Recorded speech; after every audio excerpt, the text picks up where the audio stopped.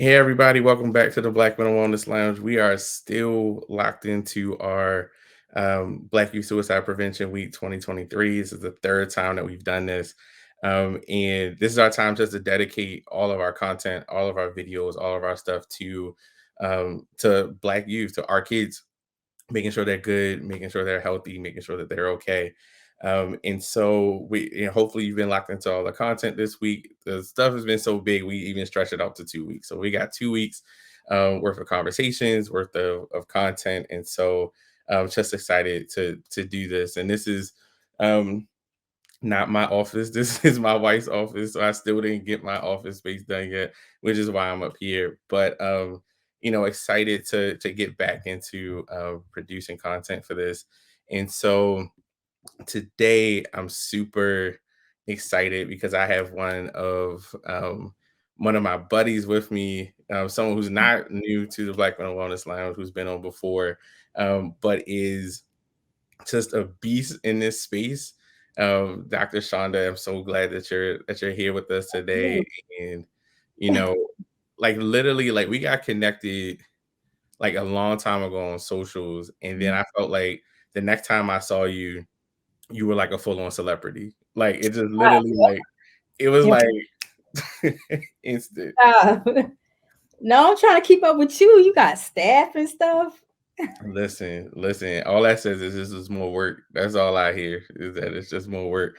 But we're so proud of you. I'm so proud of you and all the things that you're doing and accomplishing out here. And again, for folks who may not know you, just introduce yourself to the lounge for the second time.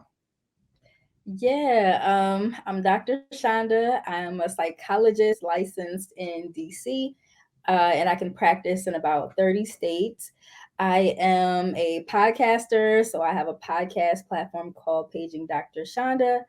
I am, what else do I do? I don't know, content creator. Everything.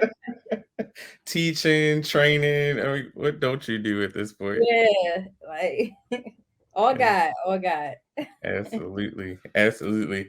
Well, we're so honored to have you back for this conversation. And, one of the things that I was thinking about like this week and all the things that we talk about, all the things that we do, we've had conversations with some young people, conversations with orgs, and like we always make sure to give a lot of like, you know, you should do this thing, you should not do this thing, you should be engaged in this thing.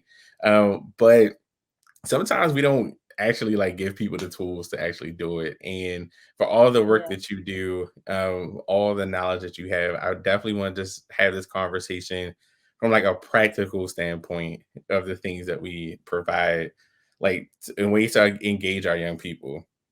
So like one of the things we always tell people, we always say, like, if you want to talk to a young person or they come to you with, struggling with their Mm, mental health, their wellness, maybe having some suicidal ideation, but just going through a whole bunch of stuff. Like we all got stuff mhm. and we deal with that stuff. And we tell people when you're talking to a young person, they're telling you something, especially parents, we're like, listen to them without judgment. Like, Yeah. don't judge me. Like, just listen to them. But what does that mean? Like, how do we actually like show up for a young person without judgment? Like, how do we put those things aside and like show them that we're here, like to support? Yeah, I would say the main thing is to allow them to feel heard. So that means that when they do come to you talking about things that might feel uncomfortable for an adult to hear, such as like, suicidal thoughts, Mhm. um, other things that might be taboo when uh, teenagers or children talk to adults could be like, sexual identity, like all these different things might feel uncomfortable for an adult to hear. But really, what kids are looking for, and teenagers, they're looking for like someone who can validate, someone who can listen, and not only say, I understand why this is tough, or I can see your perspective, but can also relate. Not to say you have to have the same experience, but at the very basic level, like show you're interested, like show that you're interested in the things that they have to say. If I can go kind of like on a little rant or a little bit, this Of question course. reminds me so much of like my time working in the inpatient unit with Hmm. my kids in Philly. So with them, like they could see past, like, if you was like trying too hard, or like, if Mhm. you weren't really interested, they could see past all that.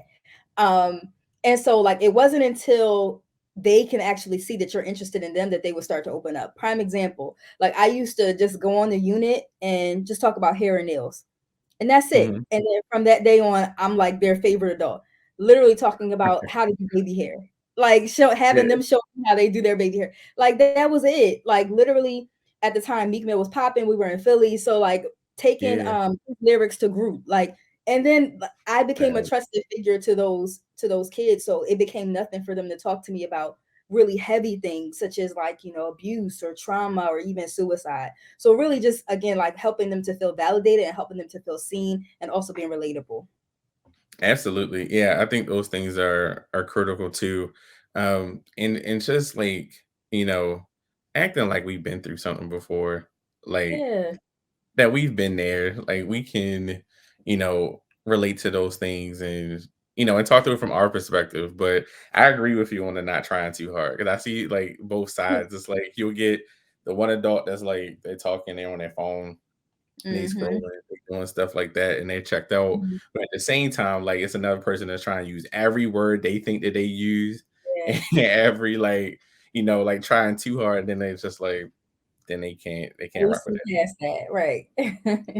Absolutely. Um, and so that's good. That's good information, I think, for our folks too. And I think another one that I wanted to get into that we're hearing like a bunch is like create safe space for Mhm. kids. Like right, we talk about it here, we promote it and talk about those safe spaces, and we've done that. Like we've created those. But when people hear that, like create a safe space for kids, like for our kids to express themselves, like what does that actually mean, and what does that look like, or what examples have you seen maybe too, like of good ways to like do that for them? Yeah. So, and I feel like that's such a buzzword now because like everybody's Hmm. like, well, you gotta feel safe, make me feel safe, blah blah blah. But you're right. Like, what does that look like for working with like our youth though? Of course, feeling safe, the opposite of that is like in like imposing harm, like Hmm. doing some sort of harmful act, whether it's verbal, non-verbal, like all those things can be harmful, right? So take for example, a child comes to an adult and expresses again, suicidal ideation or whatever, and then the adult responds in a very stoic, closed off, Hmm. looking out the window, arms crossed, still on your phone. Like that's, even though you're not hitting the child, that's still harmful because you're sending the message that I'm not a safe person to communicate with, Hmm. or I don't care enough about your emotions. So we can simply be safe and provide a safe space by being in tune with not doing harm. I know that sounds so simple, but I don't think we really do justice as to like how, and really thinking about how we can harm children by not giving them the space, not giving them the attention that they need, and even kind of like ridiculing their lived experience, thoughts and emotions. Anytime like I hear a child talk about like suicide or wanting to take their own life, talking about like family stress, far too often like adults feel as though kids don't have enough going on, so they might say Hmm. things that are invalidating, like, well, you don't have any bills, like what are you stressed about, or Right. like, I provided you with a house and all this stuff, you do well in school, like what are you worried about? You just inflicted harm, you're not a safe person at that point, right? Exactly. So yeah, so that's a long-winded answer of responding to that. No, that's great. And two, with that, I think a lot of what we do in like our response to young people is also like what we do with what they trust us with Exactly. after. Hmm. Like one of the things, like what a young person says to you doesn't need to go to everybody. It doesn't need to like be something you broadcast or share. Like there's been a lot of stuff too, and like I would love to know your take on this. Like I see people on Twitter. I still call it Twitter. I can't call it X. It just doesn't work for me. But I see people on Twitter like talking about like there are like therapists and things like that that have put like very detailed like stories about their clients like online, like to the point that it's like if they saw it, they would know it's them. Yeah. And a lot of times we do that with young people, and it's something we got to think about too. First of all, that's unethical. Any therapist is doing that, like your license should be I'm not going to say taken, but they should at least, review your license or whatever. But Yeah.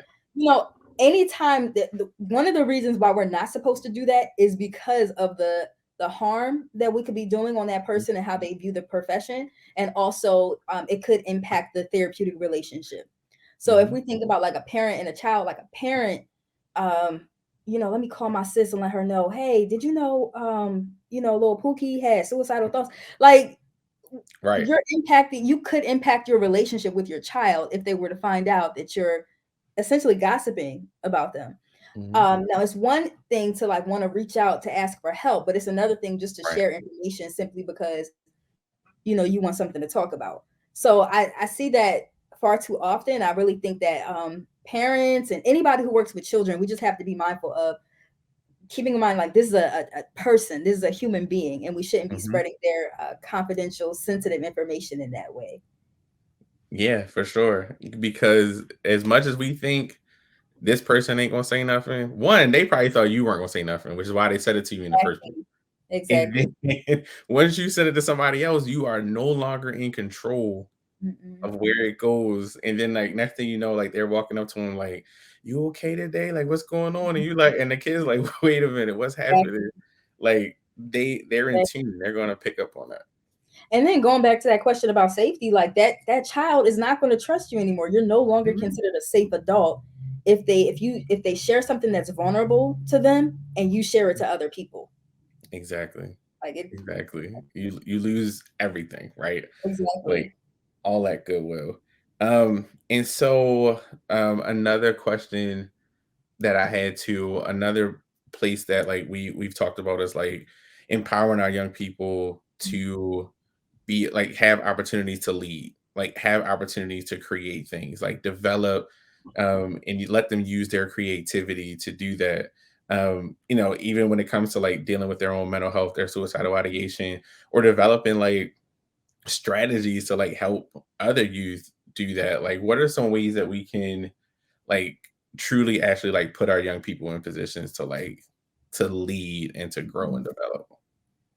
That's such a great question. I would say like starting at the very basic level in family, Mhm. right? So, I encourage the clients that I work with, like, you want to give your child some autonomy, you want to practice that at a young age.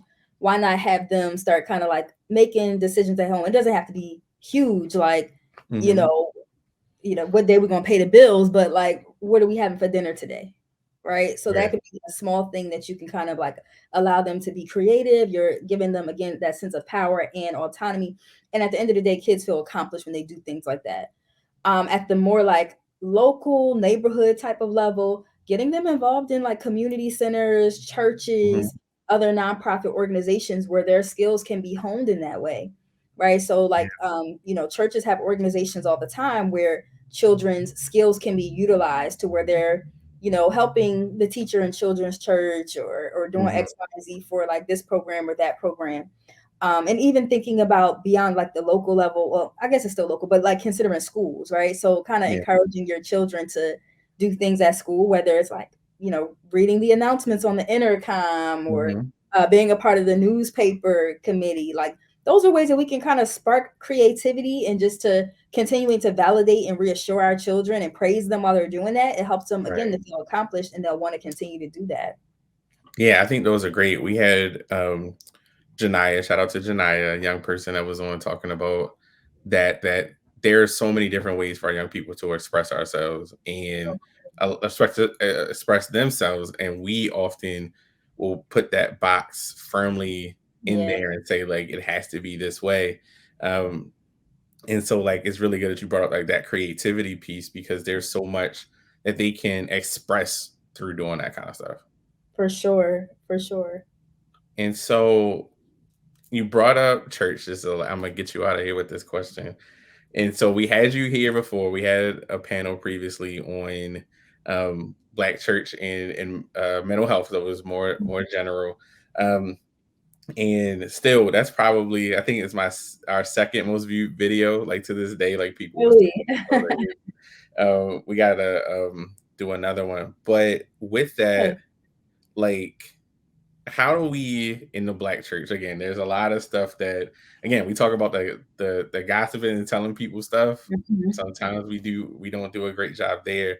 But like faith communities like in churches are wanting to do more for our young people, like wanting to Mhm. like change, their programming and do some things there and be more supportive of young people. And so like what are some ways that in particularly the black church can really like wrap our arms around our young people in their when it comes to their mental health? Yeah, I really think it's important for us to not only talk about it and have the conversation, have the sermons. All of that is great, but far too often what I see is churches doing that, but then it stops there. Like there's no practical plans put in place of how we're going to continue this work. I think that a lot more young people and even the adults in the congregation could benefit from, after we have all the faith and mental health workshops or whatever. Mhm. Okay, let's get to the drawing board. How are we going to continue this? Who are the lay persons here who can be trained in mental health first aid in order to help our parishioners when they're experiencing X, Y, or Z? How can we continue to make sure that we are targeting like family focused modalities or whatever in order to help the entire family as opposed to targeting one specific group. Like I think the conversation has been great since the pandemic. Like it's been dope, Mhm. but also I agree. we still got more work to do, Mhm. and I think that we just got to realize that and start the plan. Absolutely, absolutely. So, listen, I appreciate you. Again, this is just we brought you back this time. We got other stuff we're gonna figure out in the works to do more with you, for sure. And but I want people to be able to find you. So let people know how they can get connected to you and all the things that you're doing right now. Yeah, so you can follow me on all platforms, paging Dr. Chanda, and Chanda Chanda. You can also find my podcast on all audio platforms, and in terms of video platforms, YouTube. So Awesome, awesome. Well, thank you, Dr. Chandra, for spending your time with us today. And again, we hope to see you soon back on the Black Men Wellness Lounge. I'm only one text, one call away. Absolutely, absolutely. Appreciate you. Of course.